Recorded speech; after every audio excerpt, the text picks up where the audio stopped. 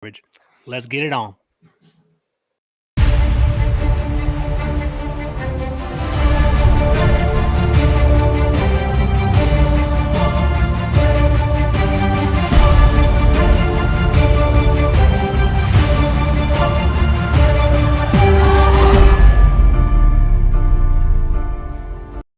What's up, everybody? Thank you for joining us on this lovely Thursday afternoon, or Thursday evening, actually. I'm joined for an awesome roundtable with some of my boys that I talk to every single day in the Commanders chat. Let me start off with my boy Deuce from Red Zone the Lab. Dude, how you doing today, bro? Good, man. Good, man. Glad to be here, man. Glad to be here. I'm glad you're here too, bro.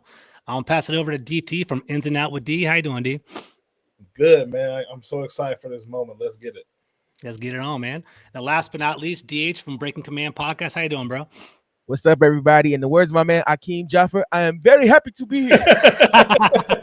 That's a great intro, man. So, obviously the off season's kicking off. There's a lot of information, a lot of stuff going on over here in Commanders land. Hot topic today. And we're going to start off, coming out hot, man. So, obviously, Daron Payne, he basically was a thing that popped up on our names, popped up on Twitter. People were kind of reporting that he doesn't want to be here. We should potentially trade him, all sorts of information like that. I'm just kind of curious. We'll start off with him as our first roundtable topic. So, Deuce, we'll start off with you, bro. How do we feel about Daron Payne? Do you think we should resign him? Is he part of our long-term plans? What do you think? Yeah, for me, I think he is. I think he's part of the long-term plan. I also think that when we're talking about Ron Rivera and how he kind of talked about Daron Payne towards the middle of the year, how when he had Star and he had someone else in Carolina, he had a great tandem at D tackle, and he only kept one, and he said that's one of his regrets from his Carolina days is not keeping those two dominant defensive tackles. So either way, I know we're going to franchise tag him. Of course, it all depends on like the money situation, the ownership, and all those things. But I think either way, we're going to tag him. So I think he'll be here next year. And if they make the right moves, what they should do is tag him, and work on a deal and extend them. But we've been here, right? Nah, I'm right there with you, man. So what's up, Derek? What's up, Jen? I see you guys in the chat. What's going on? DH, how do you feel about that, bro? Do you think tagging Daron Payne's the right move? Do you think we should sign him long term? Like people saying sign and trade him. How you feeling about all this? So I think right now, this time of year, right? I seen it on a very popular show called Atlanta, and it's called Lion Season because right now everything, everybody got a different narrative about what can happen. People trying to jock in position to get paydays or to try to throw some nonsense out there to kind of get you to bluff and show your hand. So I think, of course, off the break, I think we should keep him, right? I want to be able to keep the guys that we draft in-house and be able to build what we've built with our defense because he's been a great piece this past year and previous years as well. And, of course, strike while the iron is hot. You play well in the contract year. That's what most people do. That's how you get paid. I think, financially, I believe it can be done. A lot of these franchises can make deals and make it work. But I definitely think as a piece, yes, if you can afford to keep him here, keep him here. I think for any reason other than that, I mean, he's been productive. He's been pretty much a good citizen. He's been a great teammate. And I mean, you don't have any reason to move on from him. Only reason would be if it's just financial. Yeah, I feel you, man. So someone brought up a good point. So I put up a tweet earlier today about re-signing Daron Payne, making it a priority. And people were talking about how he was a good citizen, like you mentioned, DH. Like he was here all throughout training camp. He didn't hold out. He put his head down, put in the work. So, I mean, there really isn't any reason to kind of hate on him, right? I think he should potentially get paid, big money over here. So, DT, I'm going to toss it over to you, bro. So looking over here, I don't know if you guys can see this, but this is the, interior defensive line contracts. I'll put it up for you guys big if you want. But, thinking about that, DT, do you think we should sign him? And like, where do you think he'd land in regard to, a contract? Yeah, I think the biggest thing is before the season even started, a lot of discussions on the defensive line, especially for the 2021 season, where they kind of underperform and things like that. And there was questions on who was actually out of the group the worst that to perform, and a lot of people would say Daron Payne due to not really reaching that sack potential and things like that. But I was a true believer in him. I believe he always had that K1 short ability to get to the passer. He just so happened to did it this year, and he had a career high in tackles for loss. Now, when we're looking at this list and things like that, you got guys like Leonard Williams, Chris Jones, his own teammate Jonathan Allen Vita Vea. More than likely, he's going to be trying to reach a payment much even better than his own teammate. So I think that's going to be the variation in the contract talks and things like that. To me, I think we're going to tag him more than likely. I think there's going to be some long discussions and things like that financially down the stretch. They probably will tag him and still try to find a way to get this contract stuff done. Now I'm with you, man. I think that's a good point. So that Kawan Short comp's a pretty good one. I think what really sets apart a defensive tackle is going from not being only a run stopper, but being a pass disruptor and basically having that pass rush to go the extra level and having 11.5 sacks. He actually, I looked at some stats earlier today. He is, besides Chris Jones is nuts, man. He had 15 sacks this year. But besides Chris Jones, Daron Payne at 11.5 sacks as a defensive tackle, the second most in the league. So 25 years old, coming from Alabama, never misses any game due to health or injuries like that. I definitely think he's in up for a big payday. Deuce, man, where do you think he falls on his pay scale, man? Is he right in front of Leonard Williams? What are you thinking, bro? Are you muted, Deuce? Rookie mistake, right? I don't know about like any other it might position, be position, right? So when I think about the defense and I think about Aaron Donald, right? And I thought he was only making $30 million, but as Harris says, he is at 31.6, and the next person is at 21. Like that's a crazy gap within positions, but that gap is going to close, and we know that Leonard Williams is up for an extension, and Chris Jones. I think Chris Jones is going to be the one that get closer to Aaron Donald, but I still don't think he resets it and surpasses him. I would think that would be crazy for the Giants to do, but I do think even when we think about Jonathan Allen and what he makes, the market moves, right? We know that the market moves every year, and he's going to make more than John Allen, and not because he's better than him, but just because that's what the market tells us, right? Yeah. So that's going to be the thing with him. But I think he's going to be, I think his tag is at like 18.5. So that's the base. Like that's where the conversation started at that 18.5 number. So I think he gets up to maybe like around 22.5 is like where I stop. I don't go past there, even for some people that might be a reach. But that's where I am when we're talking about the actual deal and where he lands within the other D tackles. Now I feel you on that. So I want to give a couple shout outs to the chat. What's up, Derek? He said it's pre-lying season. The official start of lying season is day 1 of the NFL Combine. I see that, Derek. What's up, Hawk? He says we in the lab. What's good, everyone? So what's up, Hawk? How you doing, bro? DH, real quick, bro. So before we move on to Sam Howell, there's a lot of conversation about like salary cap spending, right? And basically how to kind of like distribute it. What do you think about when it comes to putting too much in the whole defensive tackles? We already paid, John Allen. Like, do you think there's any merit to that? Like, do you care about that by any chance? Like, how do you feel about the whole, putting too much money in the D tackles? So I feel like, they kind of forecasted this by drafting Fedarian Mathis last year. But the one thing about the Commanders, and I try to tell this to a lot of folks, that if there's one thing that we do well is draft defensive line. Right, we don't really miss with that. So to be able to get production wherever they are in the draft at defensive line has always worked out for the team. I just think that, I just think he's too good to just let go. You know what I mean? And I feel like we have a great rotation with all the guys, like all the D tackles and D ends. We have a great rotation with all those guys, and I think keeping him here keeps the solidarity together. It can kind of allow you to slow walk for Fedarian Mathis back into the fold, and then give you just some crazy matchups and lineups that you can have with your front four on every down. Like literally, like every down you can have somebody different. And as a career offensive and defensive lineman, we get used to repetition, right? You playing guard, you playing tackle, you get used to going against the same guys for multiple snaps a game. When you're able to switch it up on defense and bring different guys in and different situations and really can cause some chaos, especially to some of the younger offensive linemen that they will be going against. I think it's just I think it's a great tool to have in your bag. And if you can afford to keep that tool in your bag, I mean, you got to keep it.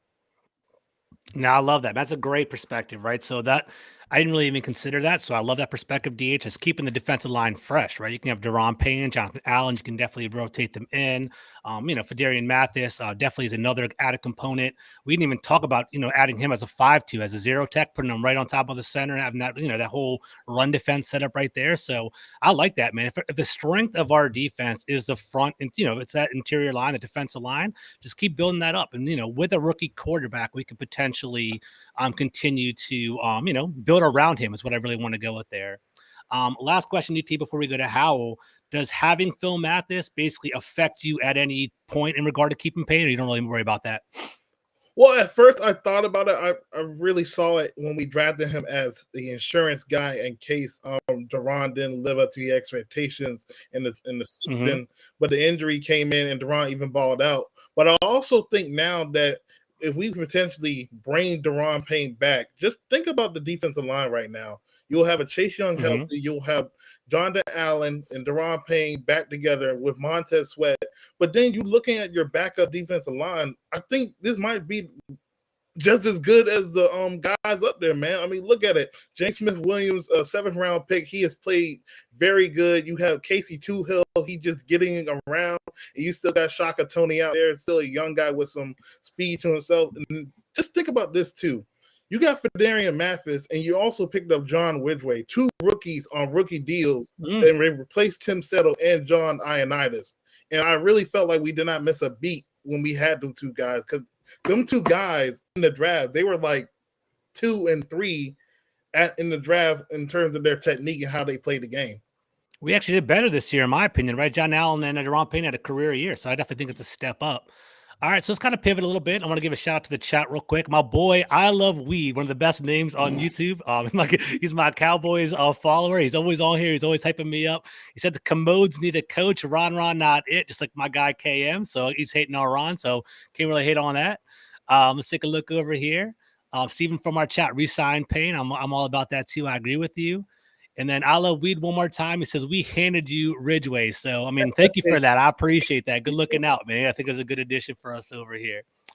All right, man. So let's kind of pivot, right? It's, one more month until the draft. We have a lot of talk coming up. You guys will definitely be on. We'll talk about it one more time.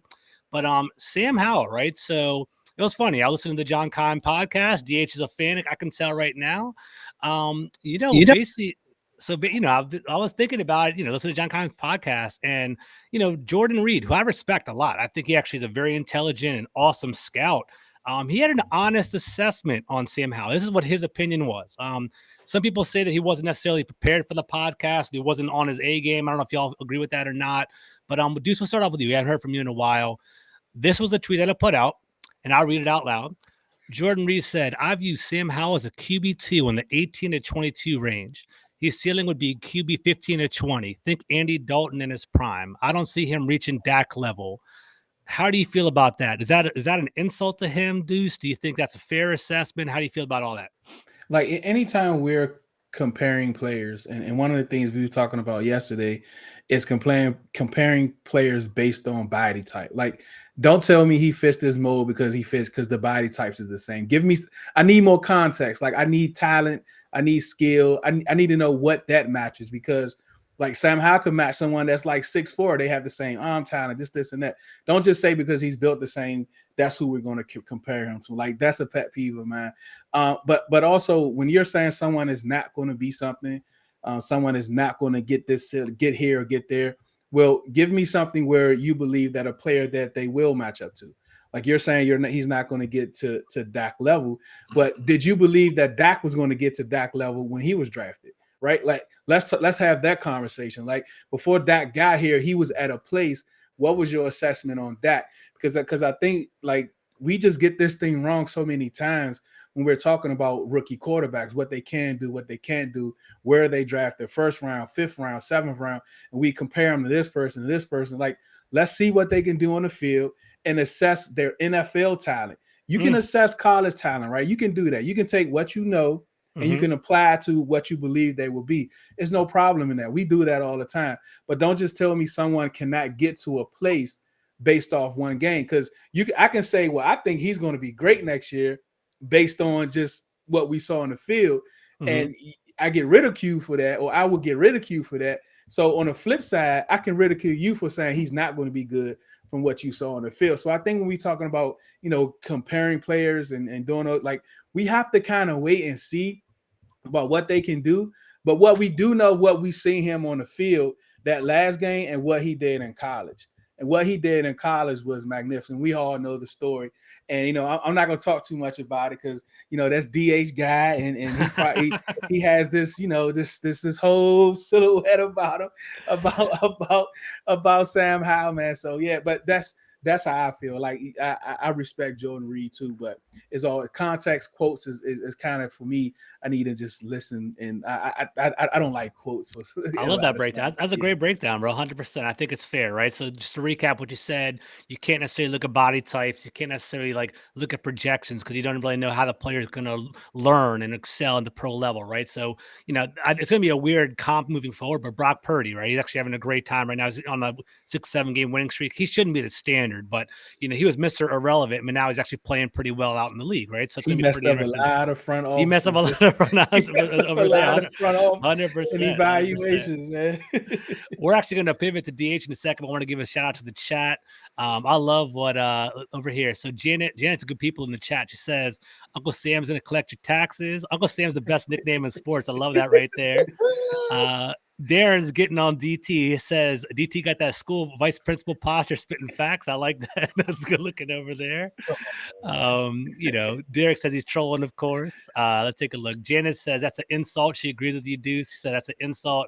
I feel like Sam is going to be a Dax level or more. Let's see what Steve said over here. Steve said Howell's success is based on who they bring in as an offensive coordinator. It's a very good point. We're going to talk about that today too. He has the ability to play at a high level in the NFL, but the system is key. I 100% agree with that. I love weed. It's hilarious. I love weed. Jamarcus Russell. I don't compare no more to that. So I don't know where that comes from. So, all right. So let's start off with this. DH, is that a fair comp with Jamarcus Russell to Sam Howell? I don't see that at all, bro. So what do you got over there? Go ahead. You know why it's not a fair comp? Because Sam has not received that bag yet. So once he gets that bag, then if he flops that way, then cool, I'll call it spade a spade. But let me say this, man. And I know Sam has a lot of criticism for even one game, right? I'll say this. I'm going to give you some names, and I want to tell you, I want you to see if you can figure out what this is. All right, Deshaun Watson, future Hall of Famer Eli Manning, and Trevor Lawrence, right? And Sam Howell. What do you think all those names have in common? Any guesses? Don't worry about it. All right. All those guys that I mentioned that are not Sam Howell had less career passing yards in college, right? So you look at it, right? You say, oh, well, he didn't have the body of work that some of these other guys like Peyton Manning had or other higher end quarterbacks had, right? But the thing is, you got to get to the dance, to dance. You know what I'm saying? He has to have the opportunity to go out there and prove that he can play ball, right? And I think that's one thing that Sam has done well at every stop. And what I mean by every stop, he flipped from Florida State and came to Carolina, started at Carolina day one, okay? An 18-year-old true freshman started day one. And I'll just throw these numbers out here just for everybody because I'm sure y'all seen them, but I'll just say it again. 10,000 career passing yards in 3 seasons, 92 career touchdowns, only 23 interceptions, okay? And then he had over 1,000 rushing yards in that time frame. I mean, the production did go down, but as you can see, that offense that Phil Longo had in Carolina, every year they had to get new players because the offense was doing so well. Guys were getting drafted. Granted, they weren't first and second round picks, but Carolina has been filling up the mid and back part of the draft for the past few seasons on offense and defense. But I digress. I'll say this, man.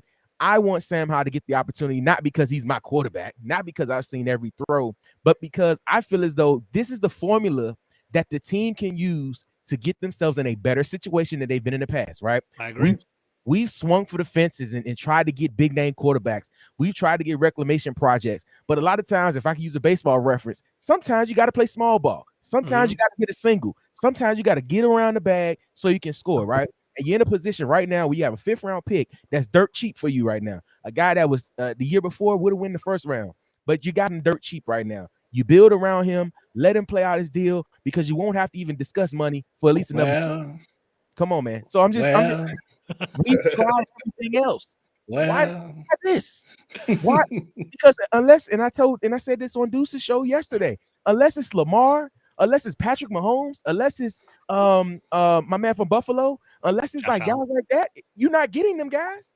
So unless you can get in, you might as well work with what you got here. So that's the thing, man. We've tried, the franchise has tried to get a franchise quarterback for years and years and years. They tried the big money route. They tried everything else. This fell in your lap.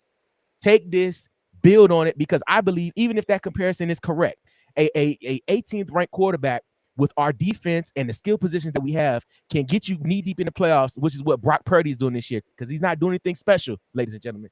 He's okay, but he's playing within the scheme, and that's true. That goes to it as well with the offensive coordinator. If you got somebody that can scheme it up for him, he can look great, and that's what it is, man. You try to put everything together at the right time and make it work. But I'm gonna go ahead and take a back seat because I've said already too much. But no, man, I love it, bro. I love it. I think you're right, man. I think the winning formula in the NFL is to build around a rookie quarterback, right? You got to get that rookie quarterback deal. You build up the talent around them. You build a solid team, and then potentially you drop in a quarterback later on the road if your rookie doesn't work, right? Another wonderful thing that I heard you say was Sam Howell playing at age 18. For those of you that don't know about this, Player Profiler has a breakout age, and they kind of show like, what age people kind of break out with in relative to their peers. There's a strong correlation to like the younger you are. If you're thriving at a younger age, you're more likely to have success as you get older, because think about it, bigger bodies and people that are your peers that are older than you and things like that, more experience. If you can thrive younger, you're more prone to be successful in the future. So I like that, man. So it's good looking out. DT, man. So what are you thinking, bro? So Sam Howell, are you worried about that comps? Is he the QB of the future? How do you feel about him? Well, the thing about the comps, right? They usually point out to what they could potentially be, what they probably can fall into. And a lot of people have always said like the Baker Mayfield or like Case Keenum, like he could be those type of guys. But, I think the strange thing about it is I just need to see him play. And, 19 pass attempts is not enough in the National Football League to let you know what type of player he is. Now, this guy we all know, he came from North Carolina. He was supposed to be a first-round pick. Things probably didn't go his way, probably in the draft process. I don't know what went wrong in the draft process, but a lot of the guys also said, Jordan Reed and Matt Miller, they said they projected him as a day 2 guy, but the Commanders got him on day 3. That's probably the biggest value you probably have ever seen that this team has done, especially for a guy this talented. And I think the conversation with everybody is like, yeah, we still need to go get a quarterback and things like that. Well, if this guy was drafted on day 2, we would be way more excited about giving him an opportunity to flex his muscle and be the guy. But because he was drafted on day 3, now it's like, I don't know, man. I mean, have we really seen a 5th-round quarterback? But let me give you these numbers in the NFC. Numbers, let's go. Let's go with the numbers, man. I mean, look at how many sacks are like 2nd, 3rd, 4th, 5th round. Like these guys are starting in the NFC, and all the gauntlets, all the juggernauts are in the AFC. So I'm looking at the NFC right now. I ain't got to deal with Patrick Mahomes and Josh Allen, Joe Burrow putting on 40 points. I'm sitting in my room crying because I'm like, oh my God, I'm trying to get a quarterback. A young guy with a good amount of players around him that he can probably play up to his potential, just like at North Carolina. He has 3 wide receivers, potentially 4 if De'Ami Brown gets some burn. You got some young tight ends that could get some shots. 3 running backs. I don't know what they're going to do with J.D. McKissick. That's a conversation for another day. And you just improve the offensive line. We have something we can do. The biggest key for Sam Howell will be who will be the offensive coordinator that can cater to his strengths, to the weapons, and try to help him not make the most mistakes out of themselves. I think this team is set up to get in the playoffs next year. Me personally, I know people's trying to see it as a lame duck season, but there's so much parity in the NFL right now with so many things going on. The Dallas Cowboys, the Bears are number 1 pick, things like that, Justin Fields and things like it's so many moving parts. And even Aaron Rodgers, we don't even know what's going to happen to Aaron Rodgers this offseason. There's going to be a chance for this Commanders team to get a chance in the playoffs. 100%, bro. What I liked about your first point was Sam Howell, 5th-round pick. It changes expectations. I actually think that's a good thing, right? I think like if he was a if he was a 2nd-round pick, 1st-round pick, there would have been a lot of pressure to put him in and to play him and to give him that game time. And like if he struggled, get on him a little bit, right? I think being a 5th-round pick, there is a little bit of a leash to let him grow, to watch him unfold a little bit, and I kind of like that. I think that's going to be more healthy for him long term. People kind of hate on the fact that he may have sat all year long, but maybe that was what he needed, right? Like we've never been patient with the quarterback in DC. We tend to throw them in first couple weeks. When things start losing, we put him in there. It's a bad situation for him. So we'll see how it all plays out. And I'll add this too. I think the thing about people getting mad about him sitting, like when Patrick Mahomes sat, they're like, why did Patrick Mahomes sit? Even though he had Alex Smith, it's the little things when it comes to being a quarterback in the NFL. Like Patrick Mahomes, when he got in the NFL, he didn't know how to take a snap under center. And he didn't know how to call plays in the huddle, things like that. Sam Howell, like he didn't really do that stuff as much in college. And you're trying to get him to do that stuff in the NFL level with NFL concepts and NFL players. So I think we have to afford him that opportunity. Definitely, man. I agree with you. So let's look at the chat real quick. So first of all, we got a new listener today. I appreciate it. Terrence, what's up, bro? So evening, gentlemen. I was brought here by the Command This podcast. Eagle fan here, but I respect the division and what others have to say from their perspective. Much appreciated to be here. Much appreciated to have you here, bro. Thank you for coming. I appreciate that, bro. Real quick. So you guys, what's up, Marcus? I see you in the chat as well. And my boy over here, dude, Roger Smith is always here. I love it. And it's a great pivot to our next conversation. So what's up, Roger? I'm going to read your comment right here. Roger says, and DT kind of alluded to it as well, offensive coordinator, right? Put Sam in a similar offense like the Eagles, a smash mouth RPO offense to use his legs, power run game from under center formations, along with the pistol formation, use play action to go deep to a wide receiver. So that's a great point, right? So obviously, the Commanders are in the market for an offensive coordinator. So we're going to go to our next topic, OC and DC, right? So let's start off with this. DH, we'll start off with you, bro. We haven't started off with you on the topic. So let's go over here. So, there's been a lot of, Studesville's come in, what's his name? There's plenty of coordinators. Anthony Lynn's been reported now. I had interviews too. What's that? Yeah, get out of here. Yeah, all these Madden players are all trying to be offensive coordinator now, right? So, anyways, who's a favorite, man? Who do you number one choice for offensive coordinator in your opinion? Oh man, so I'm kind of torn, right? Because I want them to go young and innovative, but truthfully, because I don't know what's going on upstairs, I don't know how long they would even be here, right? Mm-hmm. So I feel like Ron Rivera may do the typical Ron Rivera move and get somebody that he's more comfortable with versus giving somebody a new opportunity to do that.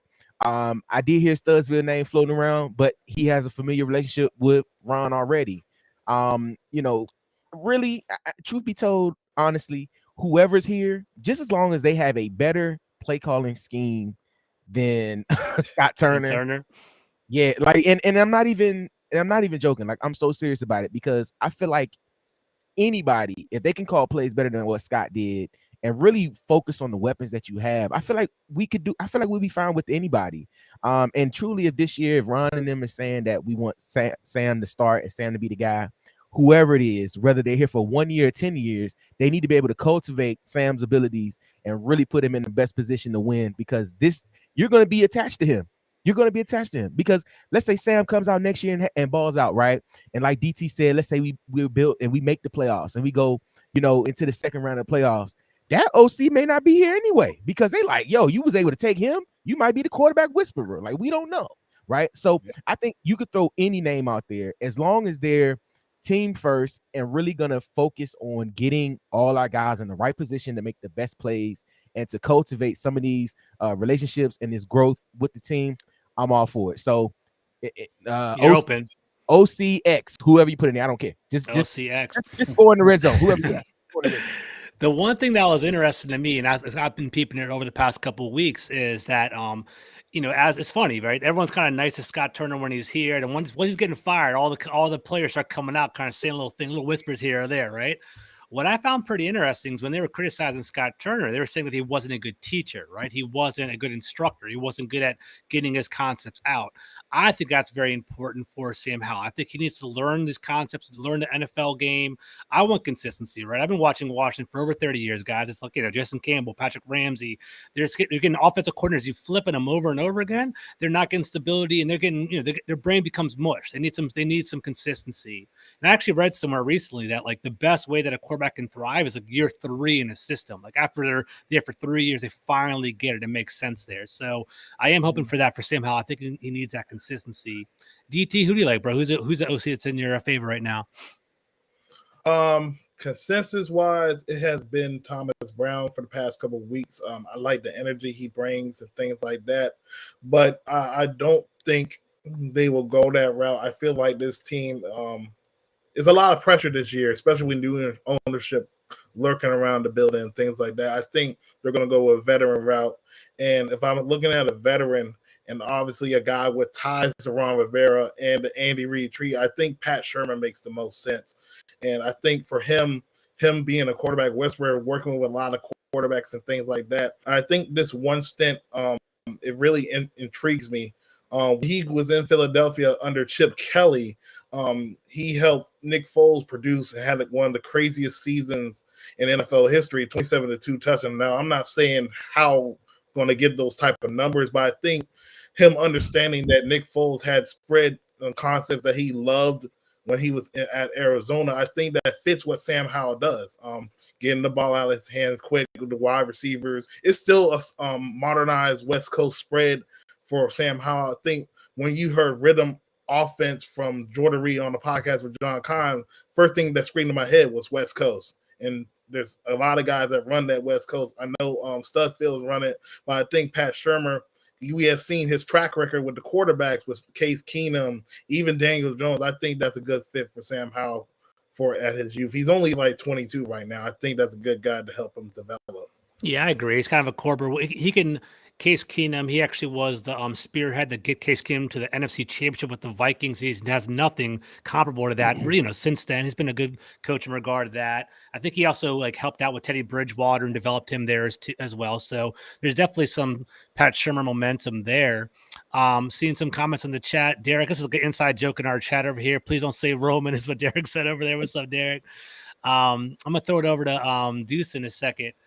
Deuce, question for you. I want to hear your opinion on the OC, and I also have a question for you, right? So, Marcus, thank you for joining the show, Marcus. He said his choices are Pep Hamilton, Anthony Lynn, and Thomas Brown. I like those. I think they're all pretty interesting as well. What I like about Thomas Brown is he comes from that McVay tree. He's a tight ends coach. You and I are big Logan Paulson fans, Deuce. So we basically know that I think the tight end is actually coaches are great, right? Because they know about protections and run games and also the passing game. It's almost trifle. They have all of that, right? We'll start off with this. Thomas Brown has never called plays before, right? He's never called plays. Does that scare you at all? And, would you want him as your offensive coordinator? If not, then who? So when it comes to tight ends, right, we see how those guys are smart. And yes, Logan Paulson, he can't do no wrong in my book. If he said it's right, it's gold. You know what I'm saying? If you say anything bad about him, if we in a space, I'm booting you out. And you also think about Greg Olsen, right? That's another guy. We hear him on Sundays, and he's just so smart. And in that position, yeah, I'm a Logan guy. That position, it sees everything, right? They have to know where to go. They need to know the O-line protections because they are very important to that. They need to know where all the wide receivers is going to be because they run routes. They have to make sure that they hitting the seams right, they sitting in the holes right, and they have to know blocking protections, especially if you're in an offense where it calls for pre-snap motions with tight ends where they go back to fullback and they motion here and motion there. And one thing that we saw this year with Armani Rogers is that he took a reverse. You know what I mean? So the tight end position is very important. Now, to say this about Thomas Brown and with our fan base, right? And I kid with some people is that no one was saying nothing about Thomas Brown until they put the hype video out. Right. Remember? That's a good point. Remember the hype video? Nobody was talking about Thomas Brown until they put the hype video out. And all we need is all other 31 tight end coaches to put out hype videos, and that's who we want on our team.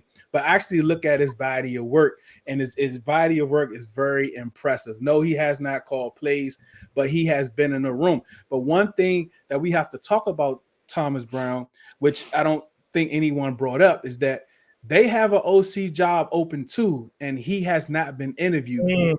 Now, why is that? Right? Why is that? So that's something that we have to think of, because we know McVay, he's loyal, he brings people up, he does things just like with Shanahan. Like they like to hire and promote from within for the most part. That's why San Fran gonna have a comp pick for like the next 3 years just because of their coaches, right? So, but that's something we have to think about. Why hasn't he have an interview? And it's not like the Rams in the playoffs, right? They could just, I mean, his office is right down the hall, I guess. You know what I mean? So that's something to think about when we think about Thomas Brown. Now, like for me, ever since they fired Scott Turner, right? Sam 48 said it was 11 people, only a few that we know of actually came out and said they expressed frustrations with the offense. And I thought that was kind of strange coming from a Ron Rivera team, because that's really never happened before, right? So I when that happened, I said, oh yeah, he's done. I always want to be enemy, and this is the reason why. I love being enemy. The reason why is that for this job, I always thought it's going to be someone that's willing to take a 1-year rental to improve their resume for the head coaching market, or to improve their candidacy for that pool for 2024. And when you think about Bieniemy, what's really not checked, right, is does he call plays? Andy has told people he called plays. He's telling them he called plays. No one believes that. So that's the last box that needs to be checked. And who does Ron go to as a mentor in the NFL for coaches? Andy Reid, right? So he will know. And Bieniemy can come here. He has his offense. He has these great skill players that we have, and there will be no questions about who's running this offense, because Ron is a defensive guy. So it's going to be Bieniemy. I think he could come here. He can be successful running the offense, even if we don't win, even if the ownership comes in and they fire everybody, whatever the case may be. He can still show that, hey, look, this is the last box. It's checked now. Now let me go into this head coaching market, and I shouldn't have any questions. I'd love that, right? I think Andy Reid is one of the most, I think he's a Hall of Fame coach, to be honest with you. I heard an awesome stat the other day. He's taken his team to 10 different conference championships, 5 in each league, right? 5 straight with the Kansas City Chiefs, and 5 with the Eagles, right? So taking a piece of that branch is definitely the way to go. George, and look, he shows no emotion on the sideline. Yeah, that's true. that's a knock on Ron. We always hear about that about Ron, right? So that's interesting. But it's like I love that. I think like Andy Reid and Ron together, they're close. I think they definitely pick each other's brains right there. So I like that. That would be a good opportunity. So I hope he jumps on it. And I think from what I understand, the only time we could ever interview him would be during that whole Pro Bowl week. Like it would be after this week. It'd be next week because they have that time off. So that'd be pretty interesting. Let's do a couple questions real quick, then we'll move on to our couple, last topic or so. What's up? Steven is in the chat. He said, good talk, gents. I appreciate that. DT, I'm going to throw a curveball at you. I don't know how you feel about this one. Marcus in the chat. He says, I trust Ken Zampese to work on Sam Howell's game. How do you feel about that? I do trust Ken Zampese to work on Sam Howell's game. I think his track record speaks well. And I think, to me, in my opinion, even though we interviewed Zampese, in my opinion, I feel like Zampese doesn't really want to be the offensive coordinator. I think he's very content with working with young guys like that. Anytime you have 2 vet quarterbacks like Taylor Heineke and Carson Wentz, and you have a young guy like Sam Howell, who at the time was 21, you can take your time and mold him, get some extra time, work with his footwork, and show him how coverages are being shown to these players and things like that. And I think he's one of those guys whose track record speaks for himself. I mean, he even had Baker Mayfield looking good. Now, I know he's been bouncing around the league and stuff like that, but anytime you are pushing and making these quarterbacks exceed their expectations, I think that's really a good thing for a guy like Sam Howell. Gotcha. Go ahead, DH. Gee, let me just add this, man. I think this hire could be very important to how the future of the franchise goes, because I've been on the boat of, I feel like the only way Ron Rivera and staff stays unless it's a deep playoff run, right? But if not, if you have a hot coordinator, somebody like a Byron Leftwich or somebody like Bieniemy, if you have a smart new ownership group that comes in, they may be more apt to keep one of those guys, especially if we perform well next year. Because like, and the fact that Byron Leftwich got fired is ridiculous, right? The Shannon Sharp said it best. Tom Brady fails and everybody else get fired. That doesn't make sense. Like, he should be the coach of the Jaguars right now, but he didn't take that job because he wanted full control and they wasn't going to give it to him. So somebody like that, I feel like it's more than 1 year for him. Somebody like Bieniemy, I feel like it's more than 1 year with them. I feel like if they come in, it could be like a coach and waiting type situation, unless we just play well. Because I've always felt like we've been talking about this recently that Ron Rivera, he's not and correct me if I'm wrong, but it doesn't seem like he's an X's and the O's guy anymore. Ron Rivera is a great leader. Like, he's a leader. Culture guy. He is like he can probably mediate when things are going down. He's a guy you look to, but he has position guys that can, coach and do everything for him. So I feel like the front office is already in place. I feel like that may be something as well. Like, Ron is so well liked around the league. He might just could be like, look, if the enemy's in here, like, Eric, I'm gonna give you the reins. I'm gonna go upstairs, continue to be the VP and player personnel stuff, because I want to see this front office really get a chance to like have a couple more drafts under their belt, because Martin Mayhew, I'm a big Martin Mayhew guy, and Marty Herney, they've done some things well in the past. They've also done some bad things, but I feel like they need a full cycle of 3 to 4 years of the front office to actually get their guys in and make some of those mistakes that Ron Rivera has been allowed to make already. You know what I mean? No, I feel that's a good point, right? Go at the whole Bruce Arians realm, right? He basically did that in Tampa Bay. He basically he pivoted and he gave Todd Bowles an opportunity to be a head coach. I can definitely see that there. All right, so let's do a couple more. Let's do 2 more questions before we can start wrapping it up. So I want to pivot to more of like a global perspective and go to the NFL, right? So, selling DC, right? So my perspective is this: we have an offensive coordinator position that's open. Where does it fall in the big landscape across the league, right? So if you look at that little ticker on the bottom, Baltimore, Tampa Bay, Arizona, the Chargers, Colts, Washington, we're all looking for OC. Where do we? What's the most appealing offensive coordinator position, and what's the least appealing offensive coordinator position? What do you think, DT? We'll start off with you, bro. Well, if we're looking at this, these graphics and things like that, obviously you have to put the Chargers and Baltimore up there because they're the ones who have quarterbacks and potentially will have the quarterback depending on the Lamar Jackson situation. Then you look at Tampa Bay, Tom Brady will probably be gone, but you still have a good structure in terms of the weapons like that. The Colts, something about the Colts job, man. I don't know. I think they need a little bit way more on the outside. I think they need more help on the outside. I'm kind of worried about Jonathan Taylor, the mileage he took this year.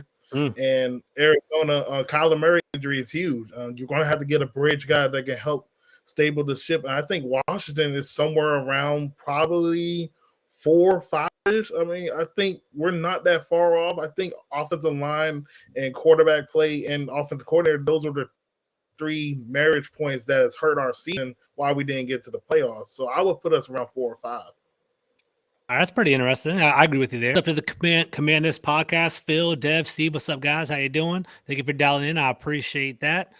All right, so I think you're on the right track, right? So Tampa Bay, Baltimore. I think the Chargers are probably the most appealing one. Justin Herbert as a quarterback right there. I like their weapons. People aren't really high on Eckler. I think he's a great like all-around back. Like, he's not a power back, but he can catch the ball out of the backfield. So I like him there.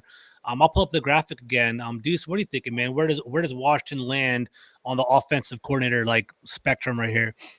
Yeah, so I think like the head coach also matters, right? Like the head coach, who some of these teams are going to hire to run their programs. I'm quite sure a lot of those guys are going to bring people with them or whatever. But the Arizona job is real tricky to me, right? I think they paid a quarterback that I really would not have wanted to pay. I think the pressure was on.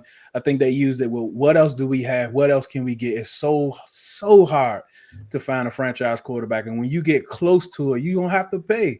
And they paid him early too. So that's another thing. So now you have someone that's going to come in there that's not going to have their franchise guy for a full year, maybe more.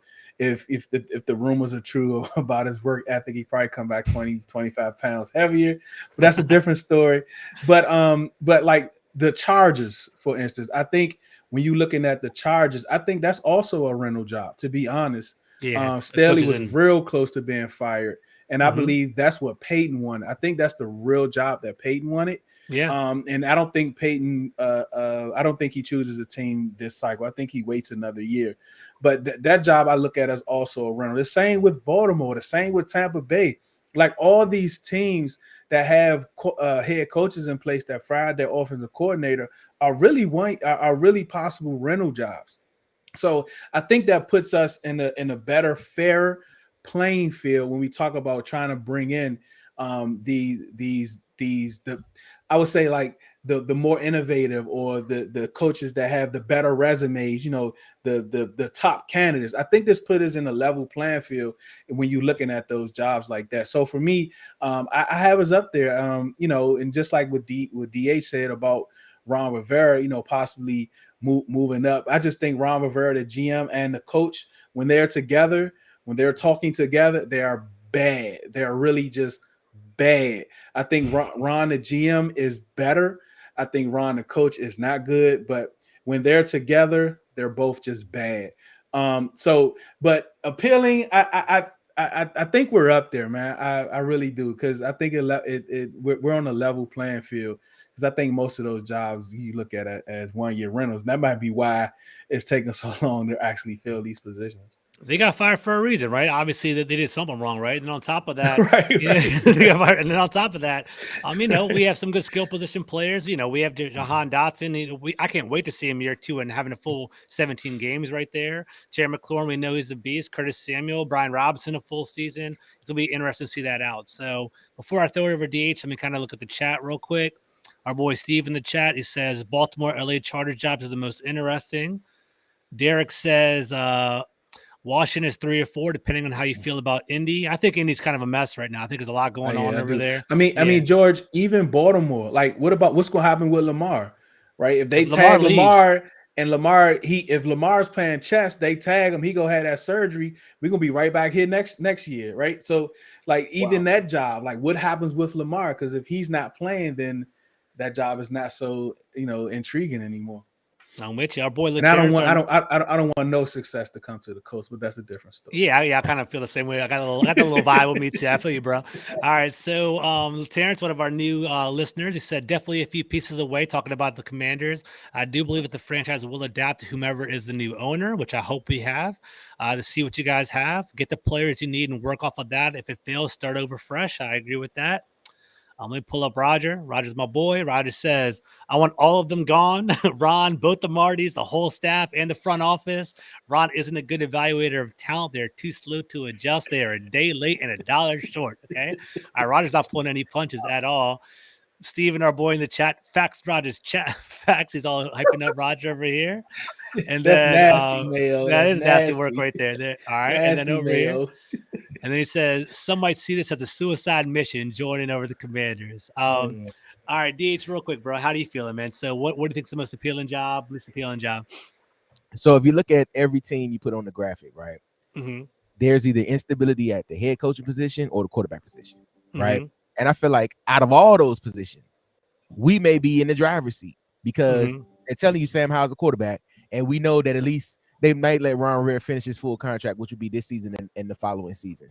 I feel as though the worst job is the coach job, and Deuce right there with you. We lock and key with that, brother. I think the Colts are in disarray, and I think a lot of it gets covered up because they just don't care to talk about Jim Irsay as much as they care to talk about us. But I think he's done some things that have been on Snyder level that I'm sure it's another conversation for another day. But I think the coach situation is in disarray. Yeah, that part. the situation is in disarray. And you look at it, I mean, you just look at the trajectory of both franchises, right? The Colts had their glory years, which were recent than ours were, but they've been trying to hit the quarterback thing for the past couple years as well, and they've been missing as well. I think if you had to put us between those two, I think we're the better destination. I feel as though we have a all-around better team than the Colts. They have a better building, I'll say that. but we're a better squad. So I think with all those teams, there's a lot of instability at the quarterback or the head coaching position. Even with the Rams, those situations, like, is Baker going to be the guy next year? We know McVay is going to be there, or he may be there. He may change his mind next week. But is Baker going to be the guy? With the Chargers, like Deuce said, is Staley going to be a 1-year rental situation? Because I just knew Staley was going to get fired. I knew. I tweeted it and I pinned it. I was like, Staley going to get fired after this game. You know what I mean? Because he was already on the hot seat. And then you look at a lot of these jobs where you got to fill the head coaching role first. You know what I'm saying? Arizona needs a new head coach. You look at just a lot of these other teams that may need quarterbacks. It's just it's a lot. So I said all that to say that I think we're the most desirable location because I'm being a homer. So that's what. There you go. Perfect. All right. So let's kind of look. All right, here we go. Look at the chat real quick. Well, Terrence is a funny comment, right? He says the Indian owner being like, ooh, wee. He's being like, ooh, wee over there. But I mean, I think we all kind of know that. He's kind of offline over there. All right. Very good. All right. Steve or whoever, Dev, Phil, one of the guys who commanded this. DH's picture hanging job is appealing to my OCD. That's a fantastic job. Thank right you, there. man. So cool. I agree. It's sharp. It's sharp right there. Thank you, perfect. All right. Let's try to get this done. I want two more questions to get this done under an hour, right? So let's not knock us out real quick. Big games, man. I love football. I know you guys do too. That's why we're here, right? So let's talk about the 49ers and the Eagles. We don't have to go too deep into it. I just want to hear your initial thoughts. A couple round real fast over here. DT, man, who's going to win this game? To me, this game is going to be like underratedly a defensive juggernaut. I think these guys, they're going to come in this game. They're going to knock each other silly. I think the key factor will be obviously which run game gets going a little bit better. Obviously, we know what's Kyle Shanahan do. He shows you one play, and then he runs it multiple times in a different variation. And then where the Eagles, their offensive line is really legit. I'm going to be keeping my eye on the interior for the 49ers. They're good, but I don't think they are Jonathan Allen and Daron Payne good. I think that's going to be a big matchup for me to keep my eye on, especially for the quarterback play. Which quarterback doesn't make the big mistake and which try to do themselves to get the win? And to me, I think the 49ers, they're a little bit more complete. I think they're going to make some plays against Jalen Hurts and them.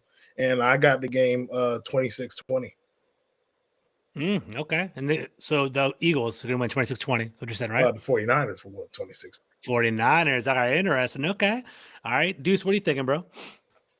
For me, I think it's going to be it's not going to be a defensive game. I think it's going to be some great defense played, but I think Philly's going to be able to put up some points. I think their O-line is good enough to really test that secondary of the 49ers.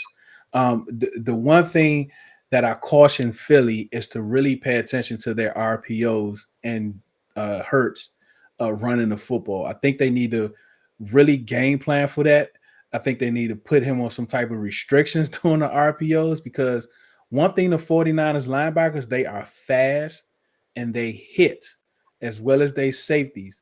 And if he's upright, they're going to put the pads on him continuously, because Brown, after that game, even during that game, Brian Robinson was taking a beating. That was like his welcome to the NFL game right there, because they put a beating on him.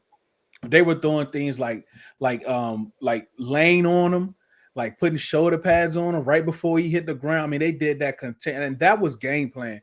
That was game plan for them. That's that gray area dirty play, but that's smart play. That's what you're supposed to do, man. That's what you're supposed. That's in a division game right there. You had Andrew Norwell and Trey Turner as well. Let's be real; they were on the ground. No. It wasn't really about like getting holes or anything like that. It was just like when they hit him hard, and they were laying on him, right? And I think that's what's going to happen with Jalen Hurts, is that they're going to put pads on him. Those guys are extremely fast. Their change of direction is elite. So even if they bite a little bit on the RPO, they can get back outside. So I think that's where the game is going to be won. I think Shanahan's going to do a great job of protecting Brock Purdy, like he's done Jimmy over the years. And I think he's going to put him in positions not to fail, not to make mistakes. But if they get down early, that's going to be a problem. If the 49ers get down early, But ultimately, I'm going to go with the 49ers. I don't think a game is going to get over 20. I think the 49ers score a defensive touchdown. So I'm going to go like 17 to like 14, somewhere in that range. I mean, it may change. Still got some time, but that's where I'm going with that game. I love the chess match perspective you have with the linebackers of the 49ers and Jalen Hurts. 'Cause I do think Jalen Hurts is the difference, right? Like, and I'm also keeping my eye on Purdy. Like, is he going to fall back down to earth, right? Like, you can't be perfect for too long, right? So there's going to be that one thing. And the Eagles defense is kind of slept on. People are like, oh, the Eagles defense is not that good. They have great pass rushers. I think Hassan Reddick had 18 sacks this year. Like, I mean, it's a lot going on. But you know what, George? Let me give you a stat, and it might be not so accurate. So the Eagles had 70 sacks, right, on the year, right? They had 70 sacks, right? So out of those 70 sacks, I think 3 of those games they had like 30 sacks in 3 of those games, like 10 sacks a game or something like that. Some games they had like 6, 7 sacks, and 5 out of those games, I think they had 47 sacks out of those 5 games. So it wasn't distributed. So you put that a couple games that they blew up. So you kind of put that in perspective when you're talking like for that Eagles defense, which I thought was very interesting when I saw that stat when it comes to their D line. I got you, bro. That's a good point. Yeah. Roger got a good point, too. We said Dre Greenlaw is the key to the 49ers' victory. He must run with the Goddard up the seam in that cover 3, shoot the gaps and run fits and spy Jalen. So in addition to Dre Greenlaw, Fred Warner, man. Fred Warner's one of the – I played linebacker in high school. Guy I love watching him play. He's the guy you put on the film. Like, that's how you play linebacker, in my opinion, right there. Let's kind of pick up the pace, DH. So I'm going to throw you to the AFC game real quick, right? So unless you really are got your heart set on the 49ers, Eagles. But we'll go Bengals, KC. What do you think? Who's going to win the game there? Man, this is tough. I think this is a pick'em game. The Bengals play well in the playoffs, man. Like, and last year they've proven that last year was not a fluke. They're definitely a January team. They play well down the stretch. I think it's a push, man. I think it could go either way.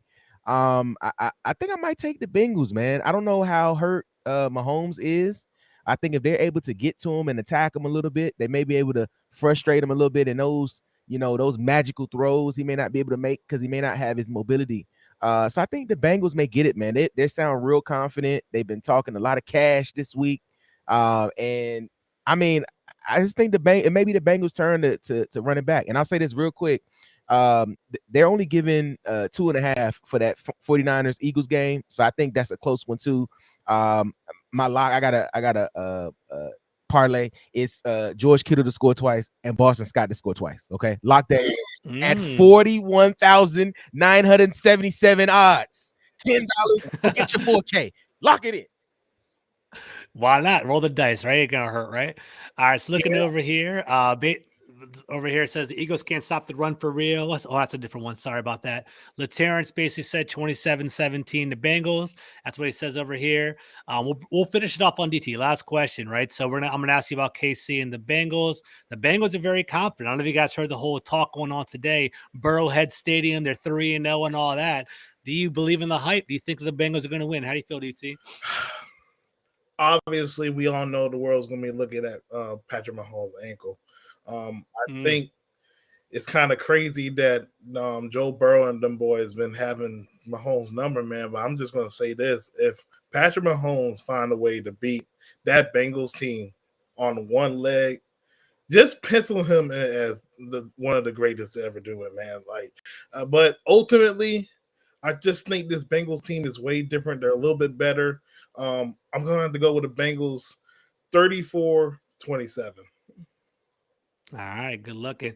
I think Patrick Mahomes, when he's healthy, man, I was like, you watch good quarterback play. We saw Trevor Lawrence is not a good quarterback. We saw him kind of developing. You saw, who else we saw? We saw Josh Allen. We saw Joe Burrow in that, that little matchup there. Then you saw Patrick Mahomes when he was healthy and athletic and scrambling and throwing the ball. He's another level, man. He's truly elite. So I think his health is going to play a game. Fellas, I had a pleasure, man. You guys are really, smart on top of it. Good conversation. I really enjoyed all of that. So that was a fantastic dialogue over here. What I want to do is I want to pass around the mic. I want you guys to hype up your socials, what projects you're working on. We'll definitely promote you right here. So we'll start off with Deuce, man. Where are you at? Yeah, wherever you are, Facebook, Instagram, Twitter, YouTube, Red Zone in the Lab podcast. Just type that in. Website, redzoneinlab.com. You can find me on Twitter, on Spaces. Like everyone that you see here, we have Spaces daily show from 11 to 2, Monday through Friday. You catch us there. You can catch me on In the Huddle podcast over there with DT, but just Red Zone and Lab podcast wherever we are.